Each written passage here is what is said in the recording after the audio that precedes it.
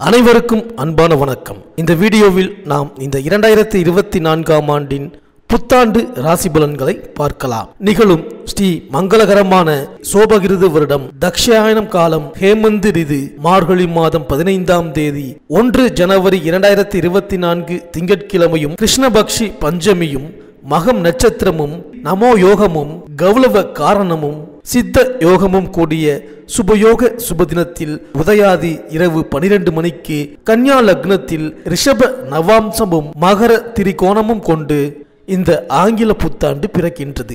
மகம் நட்சத்திரம் சிம்ம ராசி கன்னி லக்னத்தில் புத்தாண்டு பிறக்கின்றது. பிறக்கும் புத்தாண்டில் அனைவரும் சீரும் சிறப்புடனும் ஆயுசுடனும் ஆரோக்கியத்துடனும் அனைத்து விதமான சேமங்கள் பெறவும், திருமணம் கைகூடி வரவும், சந்தான பாக்கியம் கிடைக்கவும், நல்ல வேலை அமையவும், வெளிநாடு பயணம் இனிதே பெறவும், வீடு மனை வாகனம் அமையவும், ஆண்டின் தொடக்க நாளில் இறைவனை திருக்கோவில்களில் சென்று வழிபாடு செய்து வருவது நல்லது.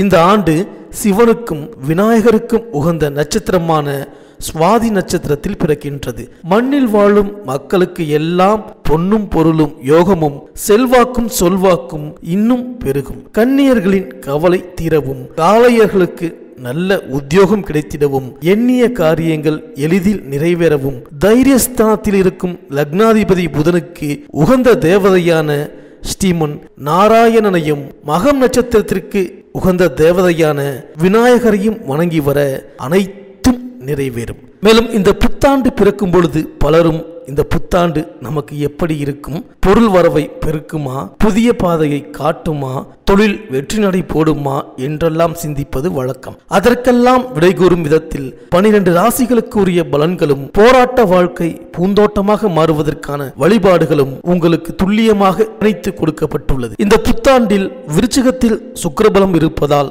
மழை வளம் அதிகரிக்கும். சனி செவ்வாய் சம்பந்தப்படும் நேரத்தில் கடல் கொந்தளிப்பு, வெள்ளப்பெருக்கு, இடச்சரிவு போன்ற இயற்கை சீற்றங்கள் உருவாகலாம். மளிகை பொருட்கள் காய்கறிகளின் விலை உயரலாம். தங்கம் வெள்ளி விலை குறைய வாய்ப்பு இல்லை. பெட்ரோல் டீசல் எரிவாயு விலை சீராக இருக்கும். நோய் தொற்றில் இருந்து மக்கள் பாதுகாப்பாக இருக்க வேண்டும்.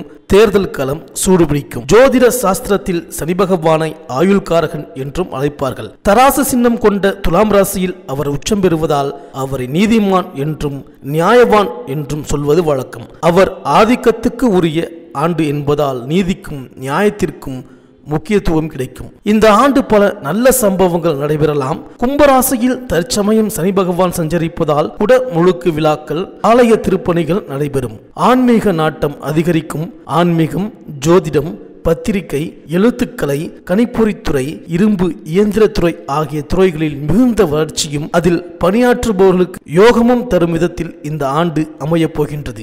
சனியின் பாதிப்பிலிருந்து விடுபட விநாயகர், அனுமன், சனி பகவானை வழிபடுவது நல்லது. இந்த 2024ஆம் ஆண்டு தொடக்கத்தில் கிரகங்களின் சஞ்சாரத்தை பார்த்தால் மேஷத்தில் குரு, சிம்மத்தில் சந்திரன், கன்னியா ராசியில் கேது, விருச்சிகத்தில் புதன் சுக்கிரன், தனுசு ராசியில் சூரியன் செவ்வாய், கும்பராசியில் சனி, மீனராசியில் ராகு என 2024ஆம் ஆண்டின் தொடக்கத்தில் கிரகங்கள் சஞ்சரிக்கின்றன. 1/5/2024 புதன்கிழமை மாலை 5:21 மணிக்கு கார்த்திகை நட்சத்திரம் 2ஆம் பாதத்தில் ரிஷபராசிக்கு குரு பகவான் பெயர்ச்சியாகின்றார். மேலும் குரு பகவான் 15/10/2024 முதல் 31/12/2024 வரை ரிஷபராசியில் வக்ரம் பெற்று சஞ்சரிக்கின்றார். மேலும் சனி பகவான் வருகின்ற 19/6/2024 முதல் 4/11/2024 வரை கும்பராசியிலேயே சனி பகவான் வக்ரம் பெறுகின்றார்.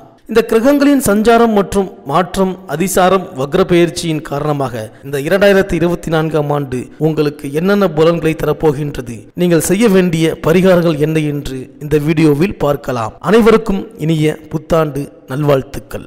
புத பகவானை ராசிநாதனாக கொண்ட கன்னியா ராசி அன்பர்களே, பிறக்கின்ற புத்தாண்டு உங்களுக்கு தொழில் வளர்ச்சியை கொடுக்கும் ஆண்டாக அமையப் போகின்றது. 6இல் சனி இருப்பதால் எதிரிகள் விலகுவார்கள். லாபம் எதிர்பார்த்ததை விட கூடுதலாக கிடைக்கும். ஜென்மத்தில் கேது, 7இல் ராகு இருப்பதால் சர்வ கிரகங்களின் பிடியில் இருக்கின்றீர்கள். எனவே வரும் வாய்ப்புகளில் பல கை நழுவி செல்லலாம். உத்தியோகத்தில் சக பணியாளர்களால் தொல்லை ஏற்படலாம். அதனால் புதிய வேலைக்கு மாறுவது பற்றி சிந்திப்பீர்கள். அஷ்டமத்தில் குரு இருப்பதால் இருப்பதால் அலைச்சலுக்கு ஏற்ற ஆதாயம் கிடைக்காது. மேலும் சனி பகவான் உங்கள் ராசிக்கு 6ஆம் இடத்தில் சஞ்சரிக்கின்றார். இதன் விளைவாக தொழில் மற்றும் உத்தியோகத்தில் எதிர்பார்த்த உதவி கிடைக்கும். குடும்பத்தில் சுபகாரியங்கள் நடைபெறுவதில் இருந்த தடைகள் அகலும். தொழிலில் ஏற்பட்ட இழப்புகளை ஈடு செய்ய புதிய வாய்ப்புகள் வந்து அலைமோதும். உடல் நலனில் சிறு சிறு தொல்லைகள் வந்தாலும் பெரிய அளவில் பாதிப்புகள் ஏற்படாது. அரசு வேலைக்கு விண்ணப்பித்தவர்களுக்கு நல்ல தகவல் கிடைக்கும். இடமாற்றம் செய்து வந்தவர்கள் மீண்டும் பழைய இடத்திற்கே செல்லும் வாய்ப்பு உண்டு. மேலும் உங்கள் ராசிக்கு 6ஆம் இடத்தில் சஞ்சரிக்கும் சனியின் பார்வை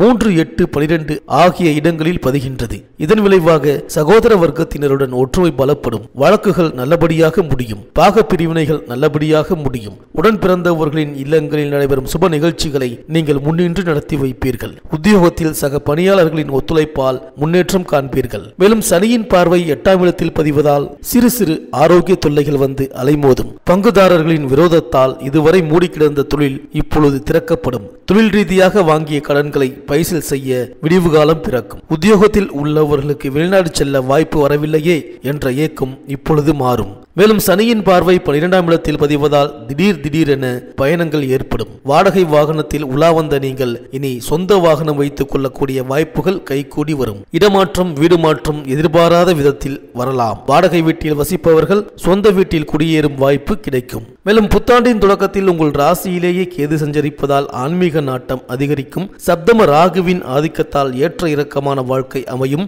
எப்போதும் மனம் குழப்பத்திலேயே இருக்கும். இதுபோன்ற காலங்களில் சுப விரயங்களை செய்தால் வீண் விரயங்களில் இருந்து விடுபடலாம். சுய ஜாதகத்தில் வலுவிழந்த கிரகங்களுக்கு வழிபாடுகளை மேற்கொண்டால் நிலைமை சீராகும். நிகழ்கால தேவைகள் பூர்த்தியாகும். அஷ்டமத்தில் குரு சஞ்சரிப்பதால் எதையும் ஒரு முறைக்கு பலமுறை செய்ய வேண்டியது இருக்கும். வம்பு வழக்குகள் அதிகரிக்கும். இருந்தாலும் அதை எதிர்கொள்ளும் ஆற்றல் உங்களுக்கு உண்டு. புதனும் சுக்கிரனும் 3இல் இணைந்திருக்கின்றார்கள். அதேபோல 4ஆம் இடத்தில் சூரியனும் செவ்வாயும் இணைந்துள்ளார்கள். யோகம் தரும் சனி பகவான் 6இல் இருக்கின்றார். எனவே என்றைக்கோ வாங்கி போட்ட இடம் இப்பொழுது பல மடங்கு விலை உயர்ந்து லாபத்தை கொடுக்கும். மேலும் இந்த புத்தாண்டின் தொடக்கத்தில் குரு பகவான் உங்கள் ராசிக்கு 8இல் சஞ்சரிக்கின்றார். அது அவ்வளவு நல்லதல்ல. அஷ்டமத்து குருவின் ஆதிக்கத்தால் மன உளைச்சல் அதிகரிக்கலாம். மதிப்பும் மரியாதையும் குறையாமல் பார்த்துக் கொள்ள சிரமப்படுவீர்கள். விரயங்கள் அதிகரிக்கும். குருவின் பார்வை உங்கள் ராசிக்கு 2, 4, 12 ஆகிய இடங்களில் பதிகின்றது. எனவே தாய்வழி ஆதரவு கிடைக்கும். பெற்றோரின் உடல் நலம் சீராகும். பயணங்கள் மூலம் உங்கள் எதிர்பார்ப்புகள் நிறைவேறும். குடும்பத்தில் நல்ல காரியம் நடைபெறும். மேலும் 1/5/2024 அன்று கார்த்திகை நட்சத்திரம் 2ஆம் பாதத்தில் பெயர்ச்சியாகும் குரு ரிஷப ராசிக்கு செல்கின்றார். அது உங்கள் ராசிக்கு 9ஆம் இடமாகிய பாக்கியஸ்தானமாகும். பொதுவாக 9ஆம் இடத்திற்கு குரு வந்தால் பொன் பொருள் குவியும் என்பார்கள். எனவே பொருளாதார நிலை உயரும். புதிய திருப்பங்கள் ஏற்படும். 9ஆம் இடத்தில் இருந்து கொண்டு 1, 3, 5 ஆகிய இடங்களை பார்க்கின்றார் குரு பகவான். பார்க்கும் பார்வைக்கு அதிக பலன் கிடைக்கும். குருவின் பார்வை உங்கள் ராசியில் பதிவதால் உடல் நலம் சீராகி உற்சாகத்துடன் பணிபுரிவீர்கள். வியாபாரம் வெற்றி நடை போடும். மற்றவர்களை சார்ந்து வாழ்ந்தவர்கள் இனி தனித்து இயங்க முற்படுவீர்கள். காரிய வெற்றிக்கு நண்பர்கள் கை கொடுத்து உதவுவார்கள். உத்தியோகத்தில் உயர் அதிகாரிகள் உங்கள் கருத்துக்களை ஏற்று செயல்படுவார்கள். மேலும் குருவின் பார்வை 3ஆம் இடத்தில் பதிவதால் முன்னேற்ற பாதிப்புகள் அகலும். முக்கிய புள்ளிகளின் ஒத்துழைப்பு கிடைக்கும். தொழில், உத்தியோகம், பொதுநலம், அரசியல் போன்றவற்றில் நீங்கள் நினைத்தது நடைபெறும். பணியாளர்கள் பக்க பலமாக இருப்பார்கள். கடன் சுமை குறைய புதிய யுக்திகளை கையாளுவீர்கள். வழக்குகள் சாதகமாகும். உடன்பிறப்புகளின் இல்லங்களில் நடைபெறும் சுபகாரியங்களை முன்னின்று நடத்துவீர்கள். சொத்து பிரச்சனைகள் நல்லபடியாக முடியும். குருவின் பார்வை பஞ்சமஸ்தானத்தில் பதிவதால் புனித யாத்திரைகளை மேற்கொள்வீர்கள். பாக பிரிவினையில் இருந்த இடையூறுகள் அகலும். பிள்ளைகளின் படிப்பிற்கு ஏற்ற வேலை கிடைத்து வருமானம் சிறப்பாக அமையும். ஆன்மீக பணியில் அதிக ஆர்வம் காட்டுவீர்கள். ஒரு சிலருக்கு அதிகார பதவிகள் கிடைக்கலாம். அசையா சொத்துக்களை வாங்கி மகிழ்வீர்கள். மேலும் இந்த புத்தாண்டில் உங்கள் ராசியில் கேதுவும் 7இல் ராகுவும் சஞ்சரிக்கின்றார்கள். குடும்பத்தில் குழப்பங்கள் அதிகரிக்கும். கொடுத்த வாக்கை காப்பாற்ற இயலாது. கடுமையாக முயற்சித்தும் சில காரியங்கள் முடிவடையாமல் போகலாம். கல்விக்காக நீங்கள் எடுத்த முயற்சி தாமதமாகலாம். பிறருக்கு பொறுப்பு சொல்வதால் பிரச்சனைகள் உருவாகும். வாக்குவாதத்தை தவிர்ப்பது நல்லது. வளர்ச்சி ஏற்படுவது போல் ஏற்பட்டு பிறகு தளர்ச்சியாகிவிடும். மாற்று வைத்தியத்தின் மூலம் உடல் நலம் சீராகும். வெளிநாடு செல்லும் முயற்சி கடைசி நேரத்தில் கை நழுவி செல்லலாம். மேலும் சனியின் வக்ர காலத்தில் பொருளாதார பிரச்சனை அதிகரிக்கும். புனித பயணங்கள் மூலம் திருப்தி காண்பீர்கள். திடீரென உத்தியோக மாற்றம் உருவாகலாம். சொத்துக்களால் ஆதாயம் கிடைக்கும். அதை கொண்டு தொழிலை விரிவு செய்வீர்கள். குருவின் வக்ர காலத்தில் சுப செலவுகள் அதிகரிக்கும். நல்ல வாய்ப்புகள் இல்லம் தேடி வரும். திருமண முயற்சி கைகூடும். கடமையை கண்ணும் கருத்துமாக செய்து புகழ் பெறுவீர்கள். இந்த கன்னியா ராசி பெண்களுக்கு எதிர்பார்ப்புகளை நிறைவேற்றும் விதத்திலேயே இந்த புத்தாண்டு அமைந்திருக்கின்றது. குடும்ப வருமானம் உயரும், கொடுக்கல் வாங்கல்கள் சீராக இருக்கும், உடன்பிறப்புகள் வழியிலும் தாய் வழியிலும் உதவிகள் கிடைக்கும், கடன் சுமை குறையும், கணவன் மனைவிக்குள் ஒற்றுமை பலப்படும், சொத்துக்கள் வாங்கும் யோகம் உண்டு. பணிபுரியும் பெண்களுக்கு பதவி உயர்வு மட்டுமல்லாமல் ஊதிய உயர்வும், வீடு வாகனம் வாங்க கேட்ட சலுகைகளும் கிடைக்கும். இந்த கன்னியாராசி அன்பர்கள் உங்கள் இல்லத்து பூஜை அறையில் அனுமன் கவசம் பாடி அனுமனை வழிபடுவது நல்லது. சனிக்கிழமை தோறும் விரதம் இருப்பதன் மூலம் மகிழ்ச்சி அதிகரிக்கும். இந்த வீடியோ உங்களுக்கு பிடிச்சிருந்தா லைக் பண்ணுங்கள், உங்கள் ஃப்ரெண்ட்ஸ்களுக்கு ஷேர் பண்ணுங்கள். நம்ம சேனலை தொடர்ந்து பார்க்க மறக்காமல் சப்ஸ்கிரைப் பண்ணுங்கள். பக்கத்தில் இருக்கிற பெல் ஐக்கானை கிளிக் பண்ணிக்கிங்க. மீண்டும் அடுத்த வீடியோவில் சந்திப்போம். நன்றி, வணக்கம்.